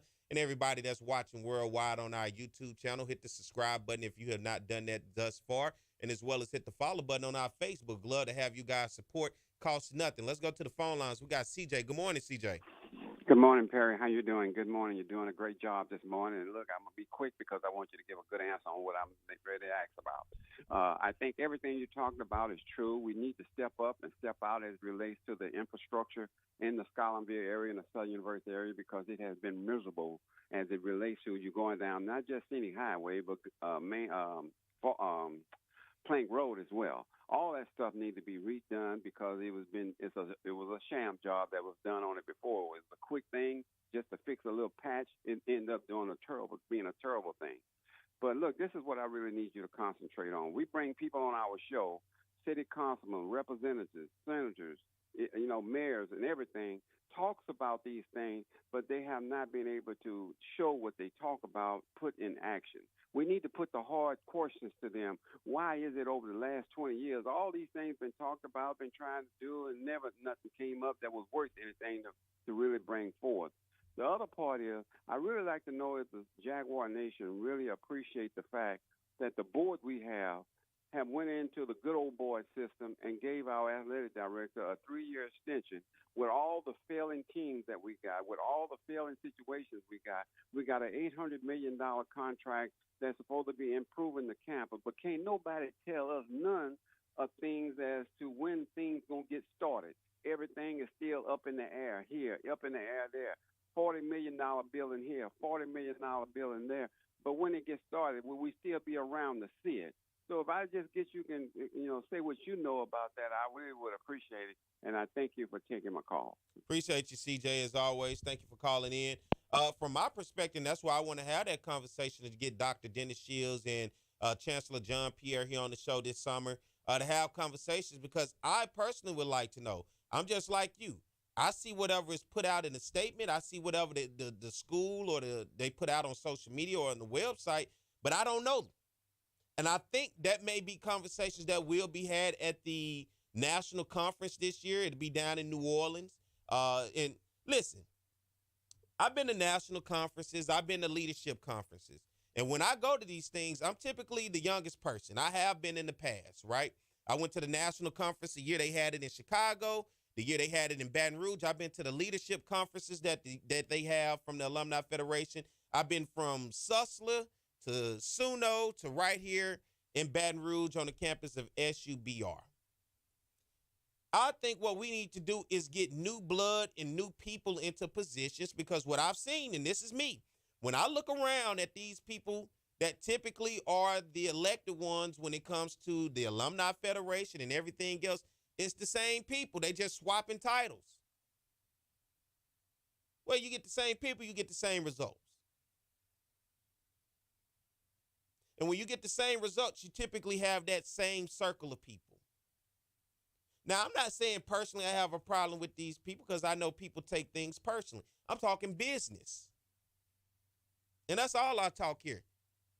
It's never nothing personal to anybody when it comes to Southern. It's been my loyalty lies to the institution, not an individual.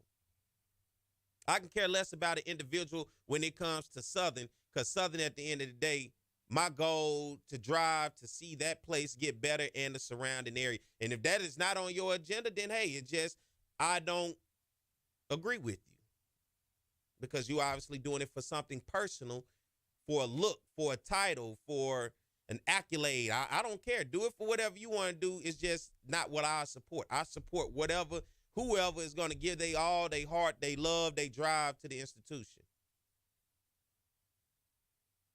And I do my best. I do this show. I do what I can with the band. I do what I can around athletics. I do whatever I can to help. And everything from Perry may not come from Perry writing the check, but I also have services. I have talents. And I want to bring those people here to the show and have those conversations, including those elected officials running for mayor and running for whatever other office that you ultimately want to hold here in the city. I'm going to hold you accountable. Because people love to come on here and talk and say all the sweet stuff. Look, I'm a political science major. I worked around politics for a while. I know what it's like to get in, to go to your church and go stand in front of this group and that organization and make it all sound good up until I get your vote. All fine and dandy, right? Cool, got you. But I think one of the biggest things that I have found with Southern is the lack of communication. As CJ said, talking about this huge plan to restore the campus, almost $1 billion to do X, Y, Z, whether it's athletics, whether it's on the infrastructure side, academia, whatever the case may be. How often do we communicate that? How often are we open to the necessary things that we want to see change? And how open are we as an institution to allow people to come in that is not familiar to be a part of a circle or the same old group that's been around? Because Southern should not be held by a few people that feel that they are the most important ones. Southern should be held by all of us. It is all of our baby. You know how many people have come and gone since this thing was founded? And how many more gonna come and go after Perry and after you, and how many others? We got to make this happen together. We got to bring this together. I always question not only the school, but I question us as alums. We love to get on the internet and run our mouth and talk. What are we doing together? What are we doing together? There's so much stuff I want to see improved and do better. It's easier said than done, and I definitely understand that. But at the end of the day, I got a love for it. You know, I get up at 7 o'clock on a Saturday morning and talk to y'all for 2 hours about Southern and whether you care or not. And listen, there's plenty of people who listening that don't even, this radio station 107.3, listen, the vast majority of the people that listen to this station right here, do you want the honesty? Or white people.